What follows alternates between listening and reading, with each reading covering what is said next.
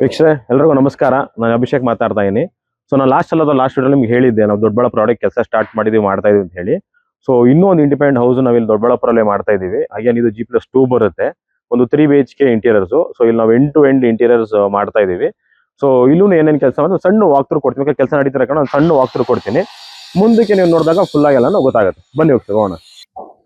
So ವೀಕ್ಷಣೆ ನೋಡ್ತಿರ್ಬೋದು, ಆಡಿ ನಾವು ಇಲ್ಲಿ ಕೆಲಸ ಮಾಡ್ತಾ ಇದ್ದೀವಿ ದೊಡ್ಡಬಳ್ಳಾಪುರಲ್ಲಿ. ಸೊ ಇಲ್ಲಿ ನಾವೇನೇನು ಮಾಡ್ತಾ ಇದ್ದಾರೆ, ಸೇಮ್ ಬೆಂಗಳೂರಲ್ಲಿ ಯಾವ ತರ ಎಂಡ್ ಟು ಎಂಡ್ ಕಸ್ಟಮೈಸೇಷನ್ ಮಾಡೋ ಅದೇ ವರ್ಕ್ ಮಾಡ್ತಾ ಇದೀವಿ. ನೋಡಿ, ಟಾಪ್ ನೋಡಿ ನಿಮ್ಗೆ ಫಾಲ್ ಸೀಲಿಂಗ್ ಮಾಡಿದ್ದೀವಿ, ಅದು ವಿತ್ ಬೀಡಿಂಗ್ಸ್ ಎಲ್ಲ ತಗೊಂಡೋಗಿದ್ದೀವಿ.